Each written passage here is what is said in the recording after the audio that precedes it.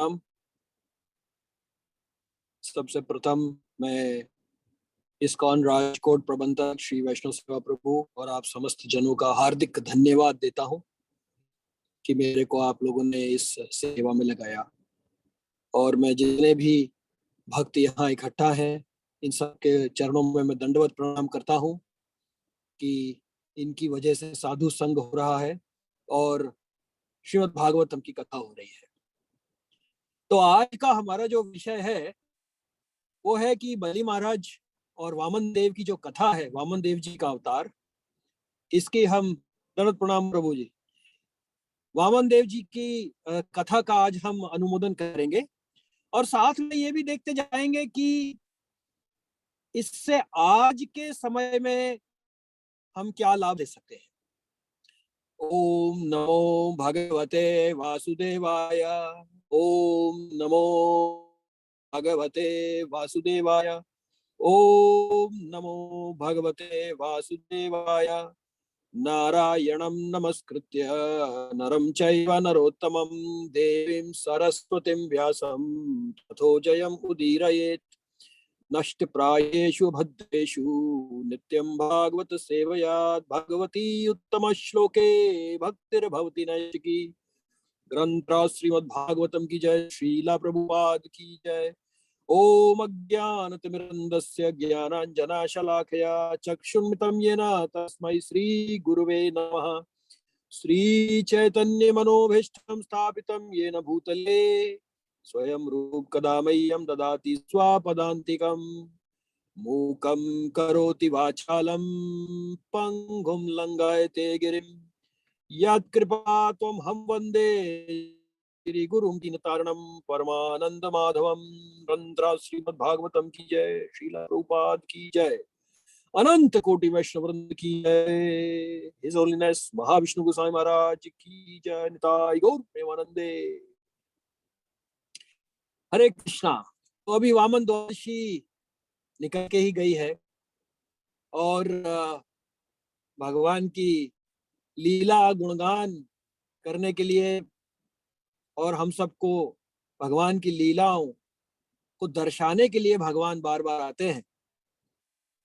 और जो ये कथा है वामदेव और बलि महाराज के बीच की, ये देखा जाए तो बलि महाराज का जो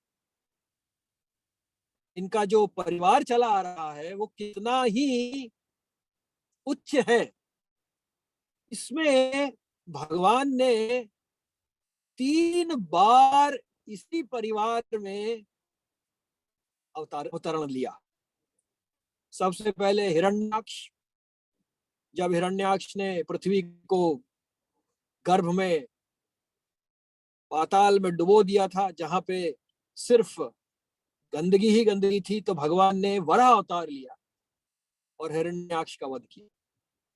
फिर उसके बाद में उसके भाई हिरण्यकश्यप, प्रहलाद महाराज के पिताजी, उनका उद्धार करने के लिए, जय विजय है ये, इनका उद्धार करने के लिए फिर भगवान ने अवतरण लिया, नरसिंह भगवान का। फिर प्रहलाद महाराज के पुत्र हुए विरोचन और उनके पुत्र हुए बलि महाराज। इनके लिए फिर भगवान ने अवतार लिया। आप सोच सकते हैं 3 अवतार एक परिवार में है, इतना धन्य परिवार है। और उसकी वजह से हम भगवान की कथा सुन के हम भी भगवान की लीलाओं को याद करके भगवत प्राप्ति करने का प्रयत्न कर सकते हैं और भगवान की कृपा से पा सकते हैं भगवान को। तो श्रीमद् भागवतम में 8वें स्कंद के 15वें अध्याय में आता है कि जो बलि महाराज हैं वो प्रहलाद महाराज के ग्रैंडसन हुए, उनके पोते हुए, और उनके पिताजी का नाम विरोचन है। तो 8-11 में श्रीमद् भागवतम में आता है कि बलि महाराज को जब एक बार पराजित कर दिया गया था देवताओं के द्वारा और वो बिल्कुल मृत्यु को प्राप्त हो चुके थे, तो जो शुक्राचार्य जी थे, शुक्राचार्य जी भृगुवंशी हैं, भृगु के वंश से चले आ रहे हैं, उन्होंने संजीवनी बूटी लेकर के और वापस से बलि महाराज को जीवित किया। तब से शुक्राचार्य जी को पूर्ण समर्पण करके उनके बहुत ही अच्छे से सेवा शुश्रूषा करी बलि महाराज ने। और इनकी वजह से, क्योंकि गुरु महाराज की इतनी सेवा की गई, जो बलि महाराज है उनका प्रताप इतना बढ़ गया, इतना बढ़ गया, इतना बढ़ गया कि देवता भी उनके सामने टेकने में समर्थ उनकी नहीं रही। और भृगु के जो वंशज हैं, भृगुवंशी जो हैं शुक्राचार्य जी, उन्होंने एक यज्ञ करवाया बलि महाराज के लिए जिसका नाम था विश्वजीत यज्ञ। और उस विश्वजीत यज्ञ में सबसे पहले उसमें से एक रथ निकला, फिर उसमें से तीर कमान, दिव्य तीर कमान निकले। फिर प्रहलाद महाराज स्वयं आए एक माला देने के लिए जो कभी भी मुरझाती नहीं थी। और शुक्राचार्य जी ने एक शंख प्रदान किया बलि महाराज को। अब तो बलि महाराज का इतना प्रताप हो गया कि शरीर से ही इतना तेज चमकने लगा कि देवता लोग जो थे वो भागे भागे गए और ब्रह्मा जी से कहने लग गए कि महाराज क्या करें हम, बताइए। और बलि महाराज ने इंद्रपुरी के ऊपर, जहां इंद्र रहता था, वहां पे उन्होंने जा करके और चढ़ाई कर दी जिससे कि वो इंद्र का राज्य ले सके।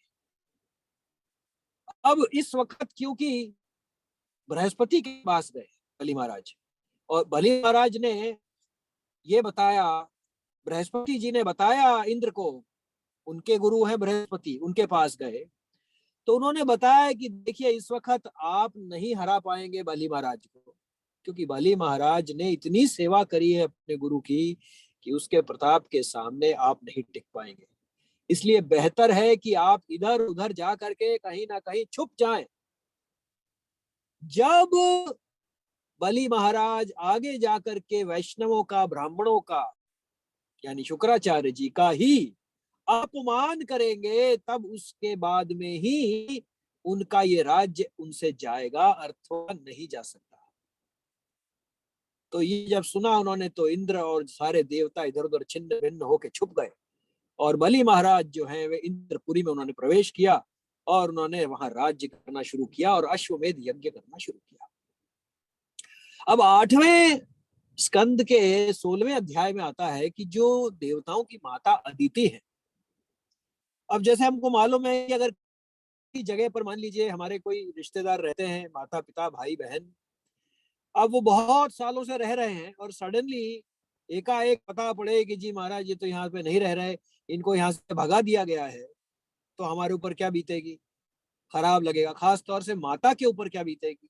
तो इसी तरह से अदिति को जब पता पड़ा कि अब तो मैं अपने बच्चों से नहीं मिल सकती क्योंकि अदिति के पुत्र हैं देवता, तो अब क्या करना चाहिए, तो वो बहुत ही उदास हो गई आश्रम में। कश्यप मुनि जो उनके पति हैं वे ध्यान में मग्न थे। बहुत सारे साल ऐसे गुजर गए और वो काफी परेशान होकर के और अश्रुपूर्ण मुद्रा में बैठी रहती थी अदिति। बहुत ही सालों के बाद में जब कश्यप मुनि वापस ध्यान से बाहर आए तो उन्होंने देखा कि आश्रम बिल्कुल छिन्न भिन्न है, ना उसकी सफाई की गई है, वहां पे हर्ष का तो एक कण भी नहीं है। तो उन्होंने अपनी स्त्री को ढूंढा तो देखा तो वो भी एक कोने में बैठी हुई आंसू में बहा रही थी। तो कश्यप मुनि ने पूछा भाई क्या हो गया, ऐसा आप क्यों इतना परेशान है। तो अदिति ने बताया कि देखिए ऐसे ऐसे हो गया है और देवता लोग कहाँ कहाँ चले गए हैं, मैं अपने बच्चों से मिल नहीं सकती हूँ और वहां पे बलि महाराज का राज्य हो गया है, और अब आप कुछ करके बताइए जिससे वापस इंद्र और सारे देवता वापस आ सके इंद्रपुरी में और मैं अपने बच्चों से वापस मिल सकूं। तो देखिए कश्यप मुनि जो थे वो रियलाइज सोल है। उन्होंने क्या कहा अदिति को, सबसे पहले अदिति को उन्होंने जड़ और चेतन के बीच का फर्क बताया। उन्होंने सबसे पहले यह समझाया कि भाई इसमें आप क्यों परेशान हो रही हैं, ये जड़ अलग है, जो चेतन अलग है। अब ज्ञान दिया उन्होंने, लेकिन माँ तो माँ ही है। वो कहने लगी नहीं मुझे नहीं पता, कैसे भी करके आपको मुझे रास्ता दिखाना पड़ेगा। तो जब कश्यप मुनि ने देखा कि ये नहीं मान रही है स्त्री ये मेरी, तो उन्होंने बोला कि ठीक है, तुम जनार्दन की, वासुदेव की पूजा करो और एक व्रत करो जिसका नाम है पयोव्रत। पयोव्रत जो है वो 12 दिन में किया जाता है, उसको तुम करो और उसको करने के तत्पश्चात तुम्हारे को भगवान रास्ता स्वयं दिखा देंगे। तो अब अदिति उद्यत हो गई करने के लिए व्रत को, और ध्यान मग्न होकर भगवान श्री जनार्दन की पूजा करने लग गई। तो 12 दिन के बाद में 8:17:4 में आता है कि जैसे भगवान कारागृह में हुए थे प्रकट, उसी तरीके से तस्याह प्रादुर्भूत तथा भगवान का प्रादुर्भाव हुआ। तस्याह प्रादुर्भूत तथा, और राजन भगवान का अवतार जो है वो वहां पे भगवान प्रादुर्भाव हुए। और कैसे थे वो? भगवान आदि पुरुष पीत वसश, पीतांबर पहना हुआ था, चतुर बाहु और 4 भुजाएं थी, शंख चक्र गदाधर, शंख चक्र गदा और उन्होंने अपने 4 हाथों में ले रखी थी। अब जब भगवान प्रकट हो गए तो भगवान ने पूछा, हे माते बोलिए आपके लिए क्या करें, मैं बहुत प्रसन्न हूं आपसे। तो अदिति ने कहा विष्णु जी से कि देखिए ऐसा है, आपको तो पता है कि क्या हुआ है। भगवान ने कहा हाँ मुझे पता है, आप चाहती हैं कि आपके बच्चे वापस आ जाएं। एक तो आप ये चाहती हैं, दूसरा आप ये चाहती हैं कि जो उनका खोया हुआ जो महात्म्य है और जो उनका ऑप्युलेंस है और रेप्यूटेशन है वो सारा उनको वापस मिले और इंद्रपुरी उनको वापस मिले। अब इसको लाने के लिए तो एक ही तरीका है, मैं आपका बालक बन के आता हूँ। तो ऐसा जब अदिति को उन्होंने बोला तो अदिति प्रसन्न हो गई और भगवान ने बोला कि आप जाइए कश्यप जी की सेवा करिए, समय आने पे मैं आपके गर्भ से जन्म लूंगा, प्रकट होगा। अब 8:18 में आता है कि भगवान जो हैं वे पहले कश्यप मुनि जो थे उन्होंने देखा कि उनके हृदय में जैसे कि जेल में हुआ था, ऐसे ही यहाँ पे भी कश्यप मुनि के पहले हृदय में भगवान आए, फिर वो माता अदिति के गर्भ में गए और वहां से उन्होंने प्रगट लिया, और प्रगट लिया इनका ही नाम वामन देव है। अब कैसे बताते हैं श्रीमद् भागवतम में कि श्रोणायाम श्रावण द्वादशवाम, तो जो श्रावण की द्वादशी जो अभी निकल के गई है, द्वादशी एकादशी से अगले दिन, उस दिन भगवान का प्रागट्य हुआ। और उस वक्त क्या हुआ, जब प्रागट्य हुआ तो जितने वार तिथि नक्षत्र थे वे सारे शुभ शुभ लक्षण दिखाने लगे। तो देखिए जब कोई आम व्यक्ति होता है और जब वे शुभ लक्षण दिखाते हैं तो लोग कहते हैं कि तारागण जो है और जो हमारा जैसे बायां अंग फड़कना दायां अंग फड़कना अलग अलग लोगों का, स्त्री पुरुष का, कैसे शुभ है। तो जब भगवान प्रकट होते हैं तो वे स्वयं ये लक्षण प्रकट होते हैं जिससे कि आगे जाके इन लक्षणों को भी महिमा मिले, कि जब वैसे लक्षण हो तो लोग कहें भाई वाह, देखो भाई ये ऐसे लक्षण हो रहे हैं। तो लक्षण जो है वे अपने को चरितार्थ करने के लिए अपने अपने लक्षण दिखाने लगे जिससे लोग आगे भी जाके ये कहें और सारे वार तिथि नक्षत्र बिल्कुल शुभ और बिल्कुल मर्सीफुल हो उस वक्त। और इस द्वादशी का नाम है विजया।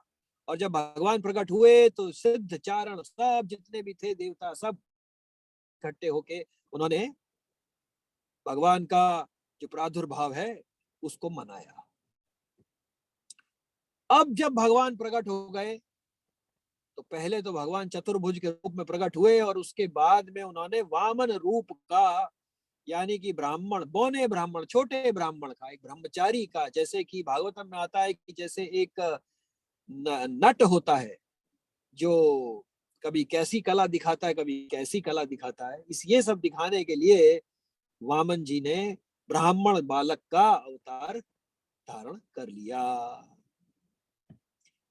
अब जब अवतार हो गया तब आप देखिए किस किसने क्या दिया। सर्वप्रथम जो स्वयं सूर्य भगवान है, उन्होंने स्वयं गायत्री का मंत्र दिया। बृहस्पति जी ने उनको सेक्रेड थ्रेड दिया, यानी जनेऊ। कश्यप मुनि ने उनको जूट की, स्ट्रॉ की बनी हुई एक करघनी दी। और देखिए बहुत ही इंटरेस्टिंग बात है कि कुबेर ने क्या दिया, गैस करिए। कुबेर ने वामन भगवान को भीख मांगने का कटोरा दिया।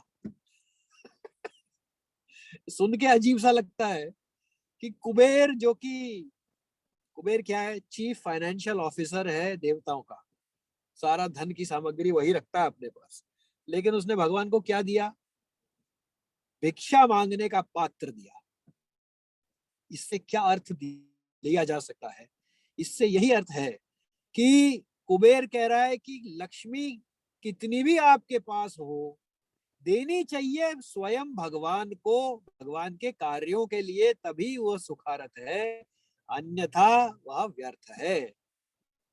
और जब इस तरह से भिक्षा पात्र दिया कुबेर ने, तो जो शिवजी की जो धर्म पत्नी है भगवती, सबसे पहली भिक्षा उन्होंने ही उनको दी कि बेटा लो, ये भिक्षा लो।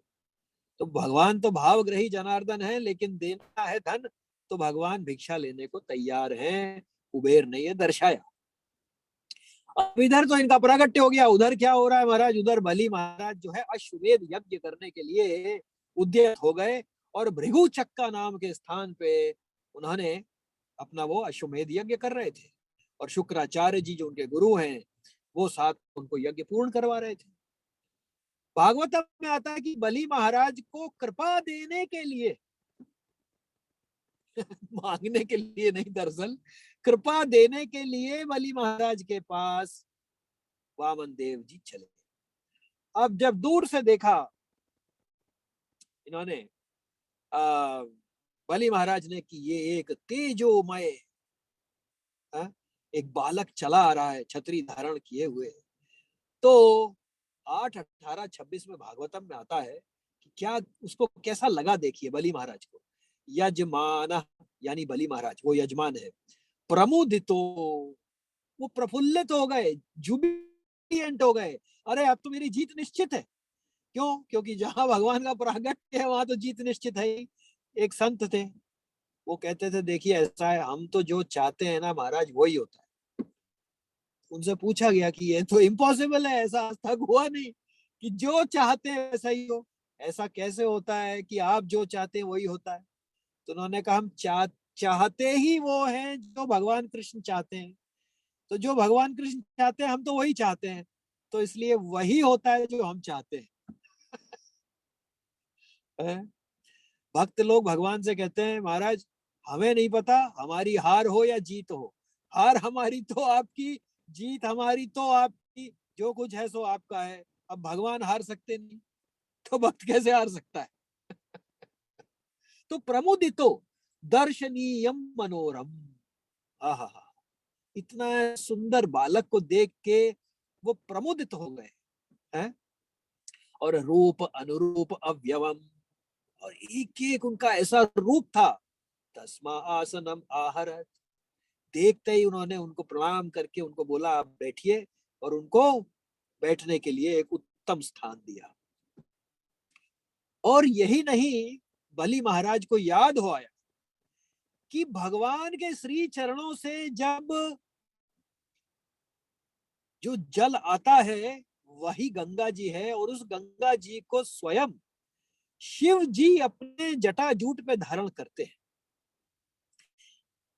तो ये उनको स्मरण हो आया, और यही सोच के उन्होंने तुरंत कमंडल लिया और वामन देव जी के चरणों का प्रक्षालन किया, उनको धोया, और थोड़ा जल अपने सिर पे डाला और थोड़ा पिया। यही चीज केवट ने करी थी जब भगवान राम आए थे। उसने बोला भगवान राम को कि भगवान राम ने बोला भैया नैया से पार करा दे गंगा जी। उसने कहा जी ऐसे कैसे करा दूं मैं आपको, आप क्या बात कर रहे हैं, मैं आपको यहाँ से पार करा दूं। आपने पत्थर की जब छुई थी शिला पैर से, है, तो वो स्त्री बन गई थी। मेरी नाव तो पत्थर की नहीं है, काठ की, लकड़ी की नाव है। उसको छुएंगे तो पता नहीं कितनी स्त्रियां बन जाएंगी, मेरे से तो एक ही नहीं झेली जा रही। अरे भाव की दृष्टि से है। तो भगवान राम ने कहा भैया जो करना है तू कर ले।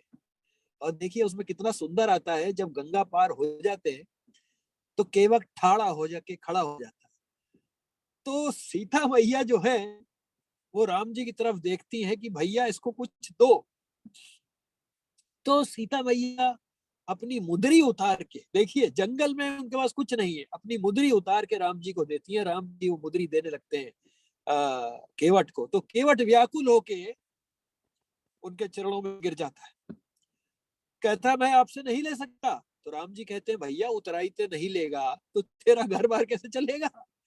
तो राम जी को बोलता है अरे राम जी आप और मैं तो दोनों, हम दोनों एक ही व्यवसाय के हैं। तो राम जी ने कहा भैया मैं तो राजा का बेटा हूं, एक ही व्यवसाय कहां से हो गया। तो उसने कहा देखिए ऐसा है, मैं केवट हूं, मैं गंगा जी को इस पार से उस पार करवाता हूँ, और आप जन्म मृत्यु के सागर से पार करा देते हैं, आप भी केवट ही हैं महाराज। देखिए भावग्रही जनार्दन। तो इस तरीके से बलि महाराज को याद हुआ कि कैसे शिव जी ने गंगा जी को अपने चरणों में लिया, अपने सिर पे लिया था, तो ऐसे ही उन्होंने भी भगवान के चरणों का प्रक्षालन करके उस जल को अपने सिर पे धारण किया। आप सोच सकते हैं कितना बड़भागी है बलि महाराज। अब उन्होंने बोला, बलि महाराज ने, कि हे ब्राह्मण देव, मुझे पक्का है कि आप यहाँ कुछ लेने के लिए आए हैं, कुछ मांगने आए हैं। तो आप बताइए मैं आपको क्या दे सकता हूँ। आपको गैया चाहिए, आपको स्वर्ण मुद्राएं चाहिए, आपको प्रसादम चाहिए, आपको पेय पेय वस्तु चाहिए, या आपको किसी ब्राह्मण की पुत्री चाहिए आपकी धर्मपत्नी बनाने के लिए, या मैं आपको गांव दे दूं, या मैं आपको घोड़े दे दूं, या मैं हाथी दे दूं, या रथ दे दूं, आप जो चाहे मुझसे मांग सकते हैं। और उसने बोला आप तो जानते हैं मैं तो इस वक्त त्रिलोकी का स्वामी हूँ। थोड़ा सा उसमें अभिमान था, लेकिन बड़ा भक्त है, बहुत बड़ा भक्त है। अब वामन देव ने उसकी बात सुनने के बाद में सबसे पहले उसके जो पितर हुए हैं उनका सबसे पहले गुणगान किया। उन्होंने बोला कि हे महाराज आप ये देखिए, मैं मानता हूँ हिरण्याक्ष जो था, जब वराह अवतार हुआ ना, तो वराह अवतार में वराह ने हिरण्याक्ष से लड़ाई करने के बाद में खुशी मनाने के पहले ये विचार किया कि कितना बड़ा भारी योद्धा था हिरण्याक्ष, उसको मार के गिराया, तो उनको बड़ा अच्छा लगा। ऐसे तो आपके परिवार में हुए हैं। फिर उन्होंने बताया कि हिरण्यकश्यपु, भगवान भागवतम में आता है कि हिरण्यकश्यपु जो था, जब वो भगवान विष्णु को ढूंढ रहा था, तो उस वक्त भगवान विष्णु ने कहा ये दुनिया भर में ढूंढता रहेगा, एक काम करते हैं, उसकी नासिका के छिद्र से होके भगवान उसके हृदय में चले। अब वो दुनिया भर ढूंढ रहा है, भगवान अंदर बैठे हुए हैं। भगवान तो वैसे ही कह रहे हैं क्या, ईश्वर सर्वभूतानां हृदय से अर्जुन तिष्ठति, सर्वस्व चाह हृदय सन्निविष्ट। अरे भैया मैं तो तुम्हारे अंदर बैठा हूँ, इससे पास तो कोई हो नहीं सकता। और फिर वामन देव ने विरोचन की भी तारीफ करी, जो बलि महाराज के पिताजी हैं, कि उन्होंने अपनी आयु देवताओं को दी थी। अब वामन देव जी आ गए बताने के लिए, क्योंकि तो आए थे किसी कार्य करने के लिए और भक्तों का उद्धार करने के लिए। तो वामन देव जी ने 8:19-16 में श्रीमद् भागवतम में आता है, तस्मात् तत्वतो महिम ईशद, तस्मात् तत्वतः महिम ईशद। मुझे महिम यानी मुझे जमीन थोड़ी सी चाहिए, ईशत तत्व त्वतः, हे राजन मुझे खाली थोड़ी सी जमीन बस चाहिए। व्रणेहम, मैं सिर्फ आपसे, व्रणे अहम, मैं आपसे मांग रहा हूँ, वरदर शभात, आप क्योंकि देने वाले हैं, क्या चाहिए मुझे, पदानी त्रीनि दैत्येंद्र, पदानी, पद को कितने, त्रीणी, खाली 3 पद। दैत्येंद्र, हे दैत्यों के इंद्र, मैं आपसे केवल 3 पग भूमि मांगता हूँ। संमितानी पदा ममा, इतना मेजरमेंट, संमितानी मेजरमेंट, इतना खाली 3 पद के लायक की जगह मैं आपसे मांगता हूँ। अब बलि महाराज ने क्या कहा? बड़ा इतना मतलब क्या रसदार बिल्कुल लीला करते भगवान। तो बलिर्वाचा 8:19-18 क्या? अहो ब्रह्मण्य दायाद वचस्ते वृद्ध सम्मत। आपने वचस्ते, बातें तो आपने वृद्ध सम्मत, बहुत ही उपयुक्त और सम्मानजनक और जो ज्ञानी है उनके समान आपने बात कही है, केवल थोड़ा सा ही मांगा है। लेकिन त्वम बालो बालिशा मति, लेकिन आप जो है बालक है और आपकी जो मति है वो बालकों जैसी है। बालिशा मति ही स्वार्थम प्रति अबुध्यथा, स्वार्थम है, आपको अपने क्या, किस चीज में आपका फायदा है, सेल्फ इंटरेस्ट, इसका आपको ज्ञान नहीं है महाराज। वो भगवान को बता रहा है आपको अपने सेल्फ इंटरेस्ट का, आपको अपने फायदे का ज्ञान नहीं है। अरे वो भूल गया भैया, तेषा सतत युक्ताम ददामि बुद्धि योगम, तब तेषाम सतत युक्तानाम भजताम प्रीति पूर्वकम ददामि बुद्धि योगम तम। अरे मैं तो सबको बुद्धि मैं देता हूँ भैया। वो भगवान को बता रहा है आप तो अल्प बुद्धि हैं, बालक बुद्धि हैं, आप अपना स्वार्थ नहीं जानते, आपका किसमें भला है अच्छा है आप नहीं जानते, आपको नहीं दिख रहा है। तो आचार्य कहते हैं कि दरअसल बलि महाराज बिल्कुल सही कह रहे हैं। कैसे सही कह रहे हैं? क्योंकि वामन जी वहां अपने स्वार्थ के लिए नहीं आए हैं दरअसल। एक तो वो देवता जो उनके भक्त हैं उनके कल्याण के लिए आए हैं, और दूसरा उससे ऊपर बलि महाराज के कल्याण के लिए आए हैं, स्वार्थ के लिए तो आए ही नहीं है। तब बलि महाराज ने कहा भैया मैं तो तीनों लोकों का स्वामी हूँ, आप जो है अबुद्धि नाम, आप ज्यादा बुद्धिमत्ता से काम नहीं ले रहे हैं, आप कृपया करके सोच लीजिए आपको क्या मांग। उन्होंने कहा मांग रहे हो तो ठीक से ही मांगो, फिर थोड़ी दूर कहीं और जाके मांगोगे क्या फायदा, जो थोड़ा चाहिए थोड़ा अच्छे से मांग लो। तो भगवान ने कहा देखो भैया ऐसा है कि ये जो, अगर इंद्रियां वश में नहीं है तो चाहे तीनों लोकों का राज्य दे दिया जाए व्यक्ति संतुष्ट नहीं हो सकता। जैसे कि संतों ने कहा है क्या, चाह गई चिंता मिटी और मनवा बेपरवाह, और जिसको कछु न चाहिए वो शहनपति शाह है। चाह गई चिंता मिटी, जिसको चाहिए ही कुछ नहीं, मनवा बेपरवाह, फिर कोई उसका क्या बिगाड़ सकता है। और जिसको कछु ना चाहिए, जिसे कुछ चाहिए ही नहीं, हाँ, वो शहनपति शाह, उसको तो राजाओं का राजा भी कोई कुछ नहीं दे सकता। तो भगवान ने, वामन देव जी ने कहा भैया मुझे तो खाली 3 पग ही चाहिए, ज्यादा मेरे को लालच है नहीं, और आप बस इतना ही दे दीजिए। अब शुक्राचार्य जी सब बगल में बैठ के सुन रहे थे, है ना। शुक्राचार्य जी ने कहा भैया ये तो विष्णु जी आ गए, लूट पाट के ले जाएंगे इसको, ये तो कंगाल हो ही जाएगा, तो मेरा घर बार भी नहीं चल पाएगा क्योंकि मैं इसके जिम्मे हूँ। तो शुक्राचार्य जी ने कहा भैया देखो ऐसा है, ये आम व्यक्ति नहीं है, ये हरि है, हरि। हरि यानी चोर और हरि यानी भगवान, ये स्वयं भगवान है, चुरा के ले जाएंगे तुम्हारा, एक पद में तो ये ले लेंगे पूरा, ये पूरी सृष्टि, और दूसरे पग में ले लेंगे पूरी बाहर की सृष्टि, बाहर का जो स्पेस है, और पूरे लोग, दूसरे लोग, 14 लोग है ना, अतल पतल सुतल तलातल रसातल महातल, और फिर उसके बाद भूर भुआ, और फिर उसके बाद में महर लोक, जन लोक, तप लोक, सत्य लोक तक 14 भुवन, सारे के सारे भैया ये 2 पैर में ही ले लेंगे, तुम तीसरा पैर कहाँ रखवाओगे इनको। और यदि तीसरा पैर तुम नहीं रख पाए, नहीं दे पाए इनको, तो पूरी जिंदगी भर हमेशा के लिए तुमको नरक भोगना पड़ेगा।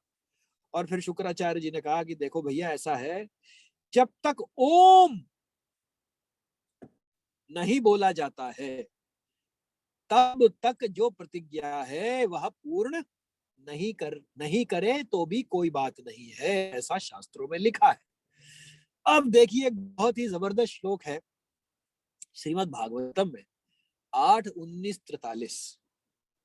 ये ये श्रीमद् भागवतम ही बता सकता है और कहीं नहीं मिलेगा। शुक्राचार्य जी बताते हैं कि 6 जगह ऐसी है जहां पे यदि झूठ बोल दिया जाए तो उसका खराब परिणाम नहीं होता है। दूसरे शब्दों में कहा जाए तो ऐसी जगहों पे, इन 6 जगहों पे झूठ बोला जा सकता है। ये श्रीमद् भागवतम बता रही, मैं नहीं बता रहा हूं भाई। 8:19-43 देखिए वो 6 जगह कौन सी है। स्त्री शु, किसी स्त्री की खूबसूरती का वर्णन करने के लिए यदि किसी ने झूठ बोला तो कोई बात नहीं, उसका प्रतिफल नहीं। स्त्रीशु नर्म विवाहे, जब शादी ब्याह हो रहे हैं उस वक्त मजाक में यदि कोई झूठ बोल दिया जाए तो भी कोई बात नहीं।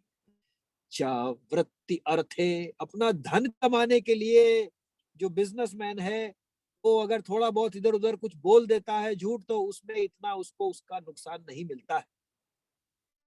प्राण संकट में, अगर प्राण संकट में है और उस वक्त झूठ बोलता है तो उसको कंडेम नहीं किया जाता है, उसको बुरा नहीं कहा जाता है। प्राण संकटे गो ब्राह्मण अर्थे, गाय और ब्राह्मण के बढ़ावे के लिए यदि कुछ कहीं झूठ बोलना पड़ गया तो कोई बात नहीं। हिंसायाम, और दूसरा अगर कोई व्यक्ति मारने के लिए आ रहा है और उससे बचने के लिए अगर कुछ बोल दिया ऐसा झूठ तो उसको कंडेम नहीं करते हैं बुद्ध लोग। अनर्थम स्यात् जुगुप्सितम, तो स्त्रीषु नर्म विवाहे च वृत्ति अर्थे प्राण संकटे गो ब्राह्मण अर्थे हिंसायाम नार्थम स्यात् जुगुप्सितम। तो उन्होंने बोला भाई देखो तुम्हारे प्राण भी संकट में है, तुम्हारी तो लाइवलीहुड भी जाने वाली है, तुम्हारा जो वृत्ति अर्थ है वो सब जाने वाला है, और ये गो ब्राह्मण मैं ब्राह्मण हूँ हम सबको भी नुकसान होने वाला है। कोई बात नहीं, अगर तुम अपने वचन से मुकर जाओगे कुछ नहीं होगा, और तुमने ओम भी नहीं बोला है। सारे तरीके बता दिए उन्होंने। लेकिन बली महाराज तो भैया होते हैं किनके, प्रहलाद महाराज के। उन्होंने कहा देखिए ऐसा है, मैं प्रहलाद महाराज का पोता हूं, मैं अपने वचन से नहीं हटूंगा। और वैसे भी उन्होंने कहा मृत्यु के समय ये सब जाने ही वाला है, यदि ये ब्राह्मण बालक प्रसन्न हो जाता है मेरे से थोड़ा सा कुछ ले करके तो क्या हो गया, मैं तैयार हूं इसके। और फिर बली महाराज ने कहा आप तो वेदों के ज्ञाता हैं, यानी इनडायरेक्टली उन्होंने शुक्राचार्य जी को कहा कि भैया आप तो वेदों के ज्ञाता है, और वेदों में क्या लिखा है, 15:15 में क्या लिखा है, सर्वस्य चाहम हृदि सन्निविष्टो मत्तः स्मृति ज्ञानम अपोनम च वेदैश्च सर्वैर अहमेव वेद्यो वेदांत कृत वेद एव चाहम। वेदैश्च सर्वैर, सारे वेदों में भैया मेरे को भगवान को जानना है, तो अगर है भी भगवान तो आप तो वेदों के ज्ञाता है, और आप ये मुझे ऐसे कैसे बता सकते हो कि अगर ये है भी भगवान विष्णु तो मुझे फर्क नहीं पड़ता। क्यों? क्योंकि वेद सम्मतों में यही है कि वेद वेदेश्च सर्वैर अहमेव वेद्यो। और फिर उन्होंने बोला 8:20-13 में कि भाई देखिए ऐसा है, जैसे मुझे अपने रेपुटेशन का ख्याल है ऐसे ही भगवान को भी तो अपने रेपुटेशन का ख्याल है, ऐसे ही थोड़ी, उनको भी तो अपने यश की चिंता है। अगर मुझे अपने यश की चिंता है तो भगवान को भी यश की चिंता है, इसलिए मुझे कोई चिंता नहीं है, क्योंकि भगवान को भक्त के यश की चिंता पहले है, उसके बाद में अपने यश की तो बाद में, उनको खैर कोई क्या है, उनको तो फर्क पड़ता नहीं कुछ। तो शुक्राचार्य जी ने श्राप दे दिया कि मैं तुम्हारा गुरु हूं, तुम मेरी बात नहीं सुन रहे हो, तुमको जितना ये तुम्हारा सारा धन संपत्ति और शौर्य और ये सब है ये सब नष्ट हो जाएगा, क्योंकि तुम मेरी बात नहीं मान रहे हो। लेकिन देखिए भगवान की लीला, ये वाला नष्ट हो जाएगा लेकिन भगवान की कृपा से और आगे क्या मिलेगा वो इससे कई करोड़ों गुना ज्यादा होने वाला है। इससे ये शिक्षा मिलती है हमको कि एक चीज जब खत्म हो रही होती है तो हमको लगता है अरे हमारे हाथ से निकल गया। यहाँ तक कि भगवत सेवा में भी यही है, ये लगता है भगवान आपने हमारी से सेवा छीन ली, ये तो आपने दूसरे को दे दी, अब हमारा क्या होगा। लेकिन क्या हरि अनंत हरि कथा अनंता, भगवान ऐसा है कि अनंत है। ये वाली अगर सेवा छूट जाती है तो कई गुना ज्यादा वाली सेवा भगवान प्रदान करते हैं, क्योंकि हरि अनंत हरि कथा अनंता। ऐसा नहीं है कि कृष्ण भगवान हर एक जने को थोड़े थोड़े थोड़े थोड़े मिलते हैं, पूरे के पूरे मिलते हैं, क्योंकि वे अनंत हैं। तो यहाँ पे एक बहुत बड़ी इसकी शिक्षा है जो हमारे को लेनी है, मुझे लेनी है। वो क्या है, 5 ऐसे एग्जाम्पल दिए हैं तुलसीदास जी ने जहां पे ये है कि गुरु को भी और रिश्ते नातेदारों को भी उनकी बात को छोड़ सकते हैं, डिसओबे कर सकते हैं, गुरु की बात को भी छोड़ सकते हैं। कब? जब वह भगवत भक्ति के विरुद्ध कुछ बोल रहा हो। क्योंकि प्रभुपाद कहते हैं कि अगर भगवत भक्ति के विरुद्ध बोल रहा है तो फिर वो गुरु रहा ही नहीं। गुरु का अर्थ ही है जो भगवान की ओर लेके जा रहा है। तो तुलसीदास जी देखिए क्या बताते हैं, जाके प्रिय न राम वैदेही, जिसके प्रिय राम और वैदेही नहीं है, सो छाड़िए कोटि कोटि बैरी सम, उसको कोटि करोड़ों बैरी समझ के छोड़ देना चाहिए। यद्यपि परम सनेही, हालांकि कितना भी सनेही हो, लेकिन अगर जाके प्रिय न राम वैदेही, छाड़िए ताहि कोटि बैरी सम, यद्यपि परम सनेही, तजो पिता प्रहलाद विभीषण, बंधु भरत महतारी, बलि गुरु तजो कांत ब्रज बनि तनि, भय मुद मंगलकारी, नाते नेह राम के मनियत, सुहृद सुसेव्य जहाँ लो, अंजन कहा आखि जेहि फूटे, बहुतक कहो कहाँ लो, तुलसी सो सब भांति परम हित, पूज्य प्राण ते प्यारो, जासो होय स्नेह राम पद, ए तो मतो हमारो। जाके जिसके प्रिय राम और वैदी नहीं है, उनको छाड़िए कोटि बैरी सम, उनको तो करोड़ों रूप से शत्रु जान के छोड़ दीजिए, भले ही कितने भी सने ही हो। तजो पिता प्रहलाद, प्रहलाद ने अपने पिताजी को छोड़ दिया। विभीषण बंधु, विभीषण ने बंधु को छोड़ा। भरत महतारी, भरत जी ने अपनी माँ को छोड़ा, कैकेयी को। बलि गुरु तजियो, यहाँ पे बलि ने अपने गुरु को छोड़ दिया। कांत ब्रज बनी तनी, और ब्रज में गोपियों ने अपने पतियों को छोड़ा। और इनको क्या हुआ, भय मुद मंगलकारी। और आगे बोलते हैं, अंजन कहा आंख जेहि फूटे, ऐसा काजल लगाने से क्या फायदा जिससे आंख फूट जाए। और तुलसीदास जी कहते हैं, तुलसी सो सब भांति परम हित, मेरा परम हित और पूज्य प्राण ते प्यारो, प्राण से भी ज्यादा मुझे प्यारा कौन है, जासो होय सने राम पद, जिस जो मेरे को राम जी के चरण कमलों में स्नेह दिला दे, वो मुझे प्राणों से ज्यादा प्यारा है। ए तो मतो हमारो।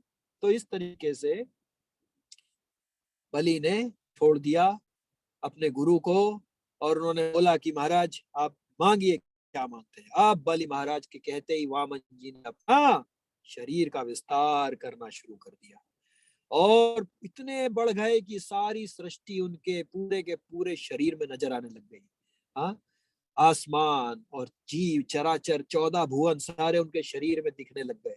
और उनका पैर जो था वो पहला चरण उन्होंने रख दिया पूरे पृथ्वी लोक पे, ब्रह्मांड पे पृथ्वी लोक पे रखा।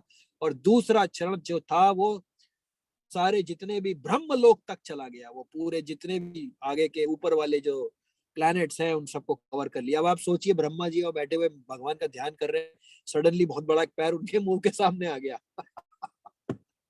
और उन्होंने कहा भैया मौका मिलेगा जल्दी प्रक्षालन करो, गंगा जी बनाओ पानी को। फटाक से उन्होंने लिया, जल लिया और धोया, और गंगा जी ही हो गई वो। तो ब्रह्मा जी ने जैसे ही पानी से प्रक्षालन किया, एक तो वो गंगा मैया हो गई, दूसरा वामन अवतार का जो पैर था उससे जो कवरिंग थी मटेरियल प्लैनेट की, वो फूट के उसमें गोलोक से होती हुई गंगा जी अंदर आ गई, वो भी आई, और नारायण स्वयं तो गंगा जी है ही। तो प्रभुपाद लिखते हैं कि तीनों मिला के गंगा जी, ये गंगा जी हैं जो इस वक्त है। अब जो राक्षस थे वो सब ये देख रहे थे, उनको तो गुस्सा आ गया, उन्होंने वामन अवतार पे अटैक कर दिया। तो बलि महाराज ने कहा भैया समय हमारे अनुरूप अभी नहीं है, क्योंकि कालः कलयताम अहम, भगवान ने कहा मैं स्वयं काल हूं, और इस वक्त भगवान हमारे साथ नहीं है। तो वामन देव जी ने गरुड़ जी की तरफ देखा, गरुड़ जी ने नागपाश लेकर के वरुणा से बांध दिया बलि महाराज को। और अब वामन जी ने कहा भैया ये बताओ तीसरा पैर कहाँ रखूं। तो जो बलि महाराज थे उन्होंने कहा महाराज ऐसा है, देखिए जिसका सारी धन संपत्ति होती है वो ज्यादा बड़ा होता है धन संपत्ति से। आप तीसरा चरण मेरे मस्तक पे रखिए और मुझे भी कल्याण, मेरा भी कल्याण करिए। अब ब्रह्मा जी ने कहा महाराज इसको आप छोड़िए, आप कितनी लीला करेंगे, बेचारे को छोड़ दिए आप। तो वामन देव जी ने उसके बाद में बोला अरे भाई ये तो मेरा भक्त है, ये तो छोड़ो। एक तो ये जब मनु होंगे जिस वक्त, उस वक्त ये इंद्र बनेगा, और तब तक के लिए सुतल का राजा बनेगा जो इंद्रपुरी से लाखों गुना ज्यादा बढ़िया है। और उन्होंने बोला भगवान का वो बिल्कुल कृष्ण कॉन्शियस हो गया, मत चित्त, उसका चित्त बिल्कुल भगवान में लग गया। तो 8:22:35 में आता है रक्षिए, भगवान ने बोल रहे हैं, भगवान रक्षिए, मैं रक्षा करूंगा, सर्वतो हम हमेशा, त्वाम तुम्हारा, सा अनगम अनुगम, तुम्हारे सब परिवार एसोसिएट्स का सबकी रक्षा करूंगा, सपरिच्छदम, सारे पेरिफर्नेलिया का भी रक्षा करूंगा, सदा सन्निहितम वीर, सदा तुम्हारे सन्निहित रहूंगा भैया, साथ रहूंगा, तत्र माम द्रक्ष्यते भवान, तत्र माम द्रक्ष्यते, द्रक्ष्यते यानी तुम हर वक्त मुझे देख सकोगे। अब बताइए क्या रह गया। क्या खोया उसने और क्या पाया है। भगवान ने कहा मैं तुम्हारा सिक्योरिटी गार्ड बनूंगा, तुम्हारी सब चीजों की रक्षा करूंगा, और तुम्हारे साथ रहूंगा, और तुम हमेशा मुझे देख सकोगे।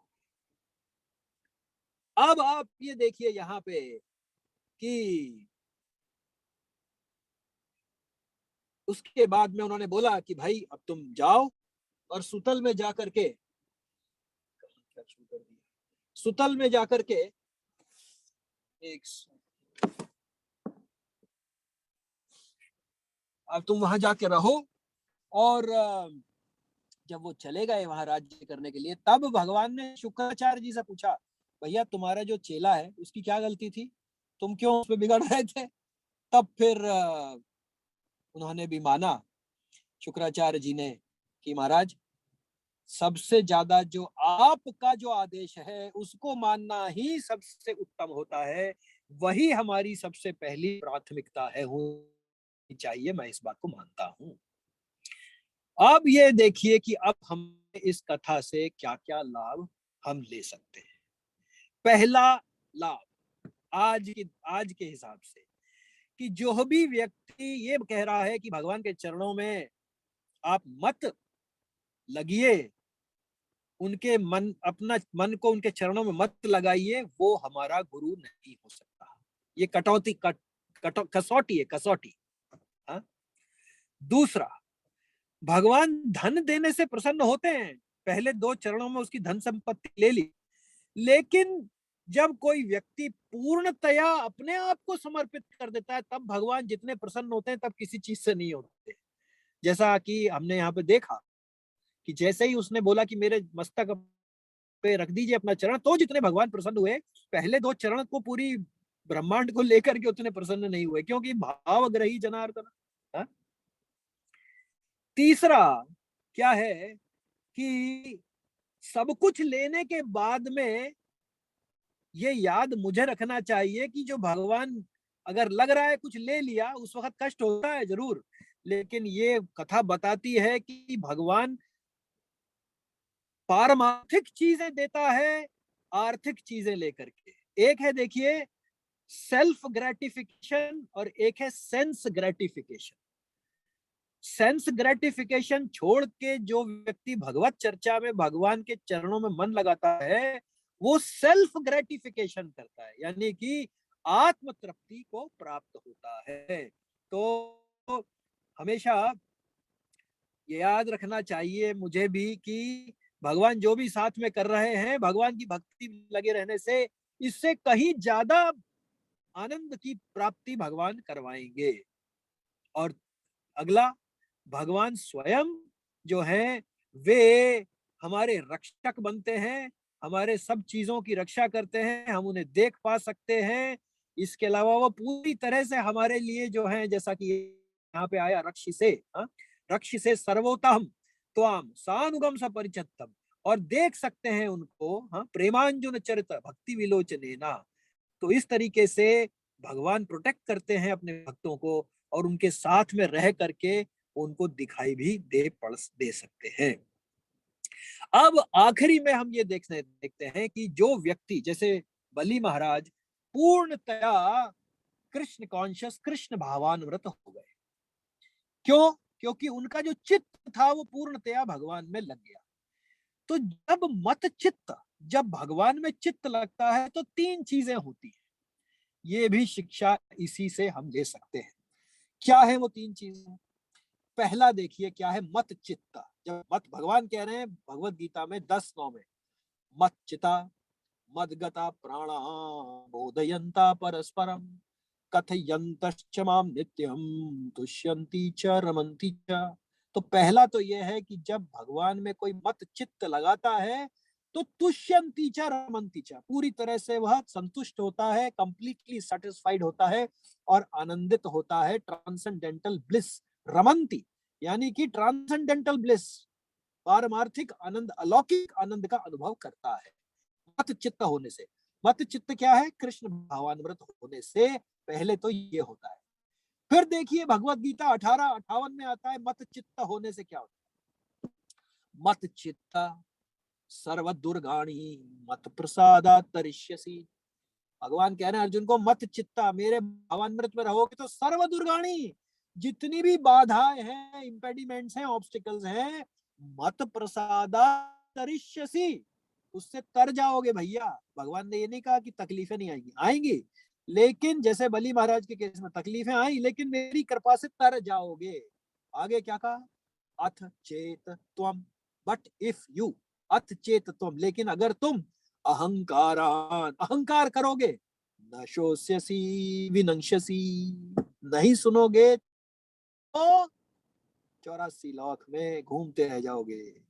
हाँ, विनंशसी, तुम्हारा नाश हो जाएगा यदि तुम मेरी बात अहंकारवश नहीं सुनोगे।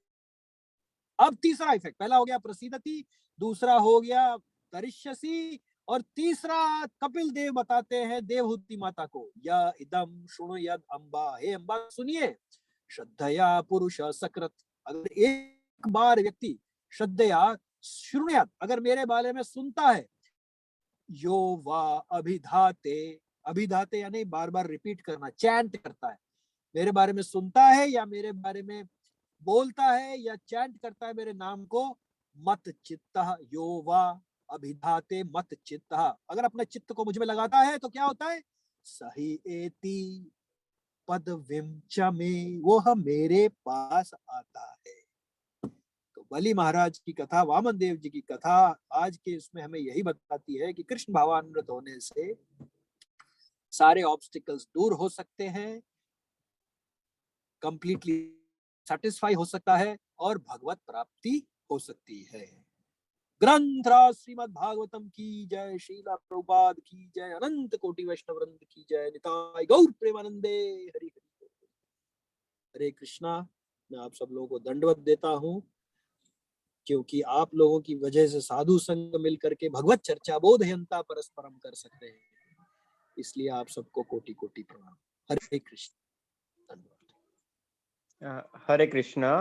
किसी का कोई प्रश्न या कमेंट है तो आप कर सकते हैं। अगर किसी का कोई प्रश्न या कमेंट है तो please raise your hand, we will unmute you and then you can ask a question.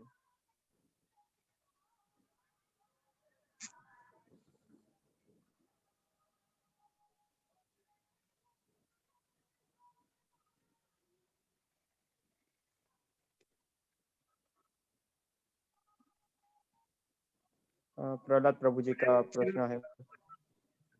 हरे कृष्णा प्रभु जी। हाँ, हरे कृष्णा प्रभु, दंडवत प्रणाम। दंडवत प्रणाम प्रभु जी, दंडवत प्रणाम। प्रभु जी, आपने मुझ पर से क्वेश्चन आ रहा है कि भरत जी ने माता कैकेयी जी को छोड़ा, प्रहलाद जी ने हिरण्यकश्यप जी को छोड़ा, बलि हाँ, महाराज जी गुरु जी को छोड़ा, ध्रुव महाराज जी को गए, तो हम कैसे जानेंगे क्या किस कंडीशन में हम किसको छोड़े? ओके, तो इसके दो चीजें हैं। एक तो यदि बिल्कुल ही ऐसी स्थिति होती है तब छोड़ दें, लेकिन ये तो भगवान ने दृष्टांत दिए हैं। लेकिन हम लोगों के जीवन में ये भी देखने में आता है कि यदि जिसकी सच्ची भक्ति है तो भगवान जो है, जो कष्ट दे रहा है उसकी मति भी फेर देते हैं और उसको भी ऐसा सिचुएशन में कर देते हैं कि वो जो है आपका दुश्मन भी आपका हाँ में हाँ मिलाने लगता है। तो ये तो खैर महान लोग हैं जिनके साथ में इन्होंने ऐसे छोड़ दिया, कर दिया। हमारे जीवन में हमको ऐसे बहुत सारे लोग मिलेंगे जो हमारे प्रियजन हैं और बाधा दे रहे हैं। तो भगवान से प्रार्थना करने से, बहुत उत्तम प्रश्न है प्रभु, भगवान बाधा जो ऐसे लोग दे रहे हैं उनसे प्रार्थना करने से उनको भी हमारे प्रति अनुकूल बना देते हैं। ये तो भरत जी वगैरह, ये तो भगवान के नित्य सिद्ध, नित्य साथ में रहने वाले हैं, तो वो दृष्टांत के लिए ऐसा है ही। लेकिन हमारे लिए तो भगवान वो सहूलियत भी छोड़ देते हैं, बोले तुम्हें छोड़ने की जरूरत नहीं है, मैं अनुकूल कर दूंगा। हरे कृष्णा प्रभु। प्रभु जी, हमारे यहाँ तो मान लीजिए आज देखा जाए तो गांव से लेकर के कहीं भी normally out out of devotional मिलता है, तो हम कैसे क्या करेंगे? कोई नहीं प्रभु जी, जो हम कर सकते हैं। एक भक्त ने यही पूछा था ना महाराज से कि हमें कितना करना चाहिए इस परमार्थ के लिए। तो महाराज ने यही कहा कि जितना आप कर सकते हो उतना करो, उसके ज्यादा आप क्या कर सकते हो, आगे भगवान सहायता करेंगे। तो जो आप कर रहे हैं बस उसी में लगे रहें, भगवान से प्रार्थना करते रहें। प्रार्थना से बड़ी कोई शक्ति नहीं है, क्योंकि भगवान चाहे तो, किसी ने पूछा था, लोग कहते हैं भगवान कुछ भी कर सकते हैं, इसका क्या अर्थ है? इसका अर्थ है भगवान कुछ भी कर सकते हैं, यही सत्य है। इसलिए चिंता की कोई बात नहीं है। प्रभु जी, दंडवत प्रणाम प्रभु जी, दंडवत प्रणाम। हरे कृष्ण, दंडवत प्रणाम। हरे कृष्ण। हरे कृष्णा। सर्वेश्वर प्रभु जी का भी कमेंट है, तो सर्वेश्वर प्रभु जी आप भी खुद को अनम्यूट करके। अहो भाग्य हमारे। दंडवत प्रणाम प्रभु जी, दर्शन दीजिए कृपा करके।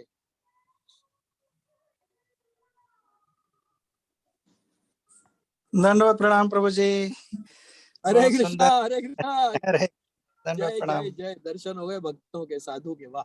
बस आपकी कथा, आपका दर्शन, सब कुछ मंगलमय हुआ आज हम लोगों का दिन। और भगवान श्री वामन देव की सुंदर कथा आपने सुनाई और उससे बहुत सारी शिक्षाएं भी आपने बताई कि क्या क्या हम लोग सीख सकते हैं भगवान के इस दिव्य लीला से।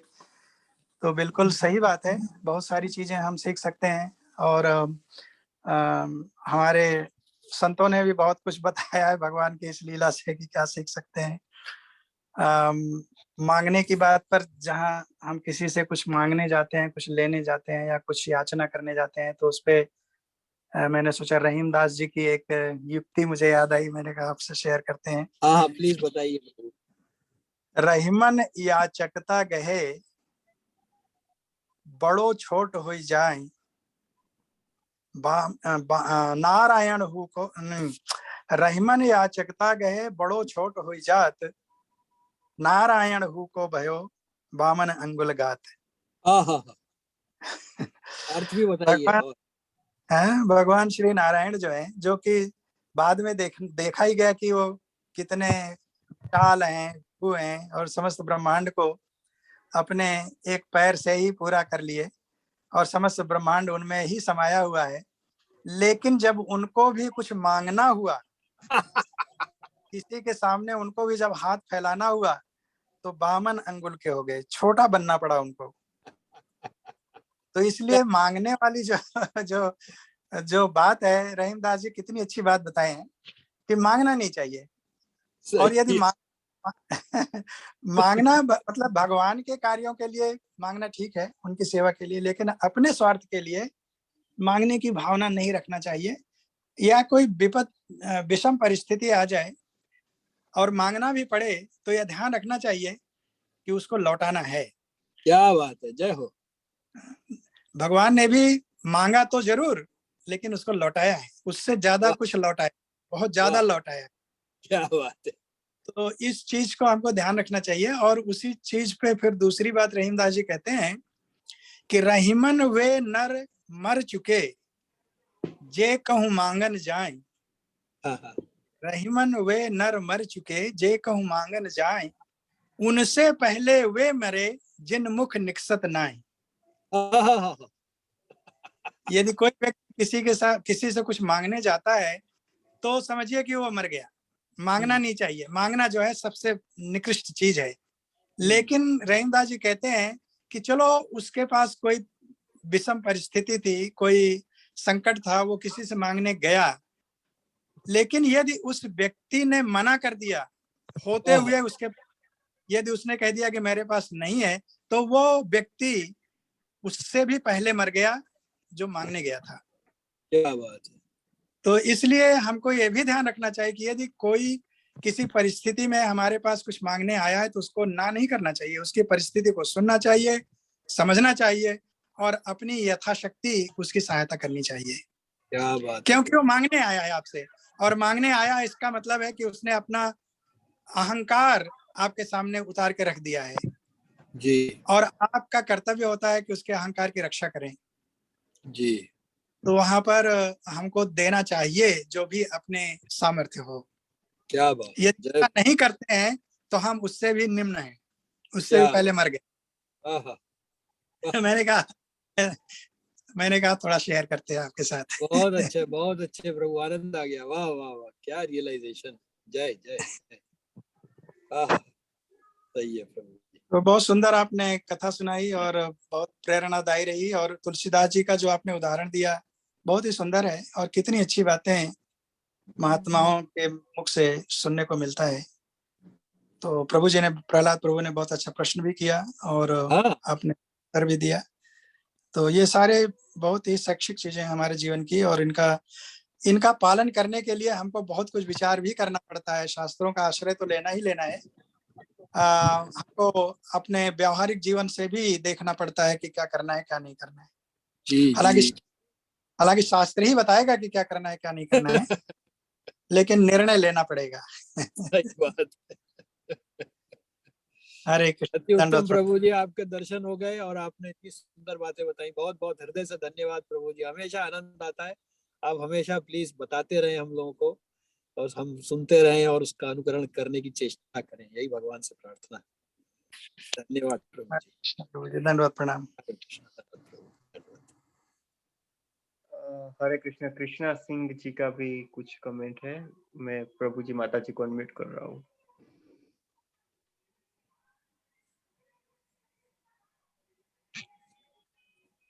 प्रभु जी हरे कृष्ण प्रभु, दंडवत प्रणाम ओ आप सभी को। हो साधु की जय जय हो, हो भैया। जय हो। दंडवत स्वीकार करें, दंडवत स्वीकार करें। प्रभु जी, मतलब आप दोनों के दर्शन हो गए, बस इससे अच्छा तो और कुछ हो ही नहीं सकता है। अरे प्रभु जी प्लीज प्रभु। आपने जिस तरह से एक लॉजिकल कंक्लूजन पे लेके गए ना, अद्भुत, बिल्कुल, मतलब point by point, absolutely perfect. और उस पे सोने पे सुहागा हुआ कि हमारे सर्वेश्वर प्रभु जी जो है उस पे अरे एकदम पूरा, मतलब वो होता है ना केक के ऊपर आइसिंग करना, तो सो दैट कि वो केक जो है अपना एक रियल एकदम अरे सुंदर फॉर्म में आ जाए। पूरी भागवतम उन्होंने पदों में लिख दी है भैया। इससे क्या मतलब, ये कोई मामूली बात नहीं है ये। जी जी जी जी। प्रभु, मेरा एक छोटा सा ये प्रश्न है प्रभु जी, आपसे भी और सर्वेश्वर प्रभु जी से भी, कि जैसे अभी सर्वेश्वर प्रभु जी बता रहे हैं कि भी जो मांगने गया, वो तो खैर अपनी परिस्थिति के अनुसार से मांग रहा है, लेकिन जो मना कर रहा है वो उसको समझना चाहिए कि वो और भी निकृष्ट है, वो और भी गया है। तो प्रभु, अभी हम लोग आजकल एक भौतिक दृष्टि से यदि देखते हैं तो ये पाते हैं कि प्रभु लोग जो है ना, आपको लगता है कि ये मांग जो रहे हैं ये मिस यूटिलाइज कर रहे हैं, आपको वो मिसयूज करना चाहते हैं, आपके मतलब सिचुएशन को ना वो थोड़ा सा मैनिपुलेट करके आपसे मांगना चाहते हैं। They don't need it, they are quite comfortable, but even then ना कि वो मांगना चाहते हैं। तो प्रिय, इस परिस्थिति में क्या, मतलब इस परिस्थिति में भी क्या फुलफिल करना चाहिए या फिर अपने को रिस्ट्रेन करना चाहिए प्रभु जी? तो इस पे जरा प्रकाश डाले तो बहुत ही आनंद सर्वेश्वर आएगा प्रभु प्रभु जी। इसका उत्तर देंगे मेरे हिसाब से, तो वो वाला मांगने की बात नहीं कर रहे हैं शायद सर्वेश्वर प्रभु। बस सर्वेश्वर प्रभु जी आप बताएं, हम उत्सुक है सुनने के लिए।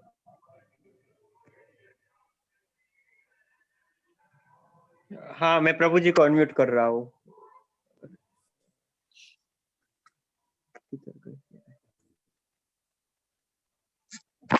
प्रभु जी अनम्यूट करके बोलिए। हरे कृष्णा प्रभु जी, श्याम सुंदर प्रभु जी, दंडवत प्रणाम। हरे हरे हरे कृष्ण प्रभु जी, दंडवत प्रणाम प्रभु जी। मैंने वो बात कही, लेकिन आपने ध्यान दिया ना, अंत में मैंने ये भी कहा कि हमको व्यावहारिक रूप में भी देखना पड़ेगा। शास्त्र का आश्रय तो लेना ही पड़ेगा, जी, लेकिन व्यावहारिक रूप में भी हमको समझना पड़ेगा। और आपका प्रश्न जो है वो व्यावहारिक रूप में समझने वाला है। तो ये बिल्कुल सत्य बात है कि आज के समाज में जो मांगने वाले हैं वो वास्तविक याचक नहीं है। जैसे आप एक अपने स्कूल के दिनों में एक क्या है वो बाबा खड़ग सिंह की कहानी पढ़े होंगे ना? जी, जी। मुंशी प्रेमचंद्र जी की एक कहानी है, डाकू और खड़ग सिंह और बाबा एक साधु की। तो वो बात लागू होती है आज के समाज में। तो वहां पर विचार करना पड़ेगा कि हमको देना है कि नहीं देना है। हम सुपात्र को दे रहे हैं कि कुपात्र को दे रहे हैं। ये तो भगवान भी कहते हैं ना कि सुपात्र को ही देना है। तो यदि जी। कोई सुपात्र याचना करने के लिए आया है तो वहां पर ना नहीं करना चाहिए। यदि कुपात्र आया है तो फिर तो वहां कोई बात ही नहीं है, देना ही नहीं है पहली चीज तो उसको, और मना करने की तो बात ही खत्म हो जाती है। तो हमको शास्त्र का यदि आश्रय लें तो भगवान श्री कृष्ण के माध्यम से ही हमको इस प्रश्न का उत्तर मिल जाता है कि हम पात्रता का विचार करना चाहिए, और पात्रता का विचार करके दान देना है कि नहीं देना है, और याचक की भावना कैसी है उसका मतलब अनुगमन करके, अनुसरण करके हमको विचार करना चाहिए कि देना है कि नहीं देना है। तो आध्यात्मिक और व्यावहारिक दोनों चीजों को मिलाना पड़ेगा, इसलिए कि हम कलयुग में रह रहे होते हैं। हालांकि अगर आप गुरु महाराज जी से ये प्रश्न पूछेंगे तो वो कहेंगे कि आप भूल जाइए कि व्यावहारिक जीवन में क्या हो रहा है, बस आप तो केवल जो आध्यात्मिक बात है उसका पालन करें। हमको देना है तो देना है, लेकिन साथ ही साथ भगवान श्री कृष्ण के द्वारा बताए गए भगवत गीता की बात को भी ध्यान में रखना पड़ेगा कि पात्र और कुपात्र का विचार करना चाहिए। यदि मान लीजिए जैसे अभी कुछ दिनों पहले सुनामी आया था, बहुत जी। मतलब कंट्रोवर्शियल उत्तर है और ये प्रश्न है। तो वहां पर मैंने न्यूज़पेपर में भी पढ़ा, बहुत जगहों पे देखा कि जो श्रीलंका में लोगों की जो सहायता कर रहे थे, तो वहां पर उनको हैमबर्गर है और ये है, दुनिया भर की चीजें बना बना करके उनको खिला रहे थे, और दूसरी तरफ इस्कॉन के भक्त जो है वो उनको भगवान का प्रसादम दे रहे थे। तो सहायता दोनों कर रहे हैं, लेकिन दोनों की सहायता में एक नरक की ओर जाएगा। अभी उसको थोड़े समय के लिए सुख का अनुभव जरूर हो रहा है, उसकी भूख जरूर मिट रही है, लेकिन अंत में उसको क्या मिलेगा वो नहीं जानता बेचारा। न देने वाला जान रहा है, न ग्रहण करने वाला जान रहा है। तो इन चीजों का विचार तो करना चाहिए ना, कि हम जिसको दे रहे हैं, लेकिन वो उसको वास्तव में और बुरी स्थिति में डाल रहे हैं, जी, आज नहीं तो कल। जी, बिल्कुल।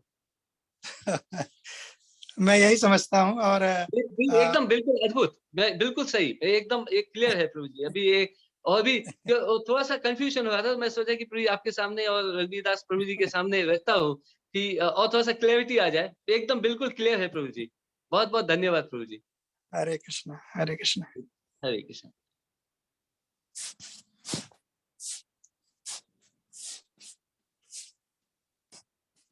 रघुवीर प्रभु आप। हाँ हाँ, हरे कृष्णा प्रभु जी, थैंक यू सो मच प्रभु जी, आनंद आ गया सुन करके। और ये भक्त भी प्रश्न इसलिए पूछते हैं जिससे हमारे को समझ में आए, वो प्रभु जी को कोई डाउट नहीं है। हाँ हाँ, वो तो है ही है, वो तो है ही है, उनको सब पता है। ठीक है प्रभु जी, थैंक यू सो मच प्रभु, बहुत आनंद आया, और आपके क्या वचनामृत सुन के और भी आनंद आया प्रभु। थैंक यू सो मच प्रभु। हरि हरि। हरे कृष्ण, दंडवत हरे प्रणाम। ह- दंडवत प्रभु जी, दंडवत। भाविक प्रभु जी। यस, हरे कृष्ण। तो अभी जो मांगने की बात चल रही थी, तो कुछ दिन पहले महाराज जी के एक लेक्चर में मैंने सुना था, हाँ हाँ सहज मिला वो दूध बराबर, हाँ मांगी हाँ यह तो हाँ। पानी, जिसमें खींचा तानी, वो है रक्त बराबर, जिसमें है खींचा तानी। जय तो हो। हमें अभी बिल्कुल ठीक, बिल्कुल ठीक, यह हमने भी इसको पढ़ा था, महाराज ने कहा है, बिल्कुल ठीक कह रहे हैं। तो या। और खूब खूब धन्यवाद रघुवीर प्रभु जी। कुछ दिन पहले जब वामन द्वादशी गई थी तब मैं सोच रहा था कि वामन भगवान की कथा है वो तो कुछ ज्यादा प्रचलित नहीं है, तो मुझे भी बीच का जो अपना जो कैंटो है वो पढ़ना चाहिए, क्योंकि अभी तो हम भागवतम की स्टार्टिंग ही किए है, तो सिर्फ जी। सेकंड कैंटो ही पढ़ रहे हैं, लेकिन उसका भी टाइम नहीं मिला। लेकिन महाराज जी ने ये अच्छे से अरेंजमेंट कर दी और खूब खूब धन्यवाद, आपने इतनी सुंदर तरीके से वामन भगवान की कथा हमें सुनाई ताकि हमें सब पता चल गया। खूब खूब धन्यवाद प्रभु प्रभु जी, जी। आभार तो मेरा है कि आप लोगों की वजह से बोधयंता परस्परम हो रहा है और भगवान का नाम गुणगान कलयुग में भी वैकुंठ का आनंद दे रहे हैं भगवान और महाराज। बिल्कुल ये सही कह रहे बात है। और एकदम सबका सत्य। खूब खूब खूब धन्यवाद सर्वेश्वर प्रभु जी, श्याम सुंदर प्रभु जी, सबने ज्वाइन होकर इतना अच्छा जो इंटरेक्शन सेशन होता है उसमें भी बहुत ज्यादा हमें कहते हैं ना कि एक ज्ञान की गोष्ठी होती है और हमें सुनने वाले को ज्यादा आनंद मिलता है, क्योंकि हमको हमारे पास कुछ कहते हैं ना कि 1% भी ज्ञान होता नहीं है, लेकिन जो आप चर्चा करते हैं उससे ही हमें बहुत ज्यादा सीखने को मिलता है। इसलिए जो भी एक्टिव पार्टिसिपेट कर रहे हैं, जो भी प्रभु जी, उन सबका खूब खूब धन्यवाद। तो अब हम ये लेक्चर की पूर्णाहुति की तरफ आगे बढ़ते हैं। तो मैं इस्कॉन मंदिर राजकोट के प्रमुख वैष्णव सेवा प्रभु जी की तरफ से रघुवीर प्रभु जी का खूब खूब धन्यवाद करना चाहता हूँ, जिन्होंने भगवान वामन देव के ऊपर इतना सुंदर लेक्चर दिया। प्रभु जी से फिर से नेक्स्ट सेशन में वापस मुलाकात होगी, तब तक के लिए सबको हरे कृष्णा। हरे कृष्णा प्रभु जी, दंडवत प्रणाम सभी भक्तों को, दंडवत प्रभु जी, हरे कृष्णा।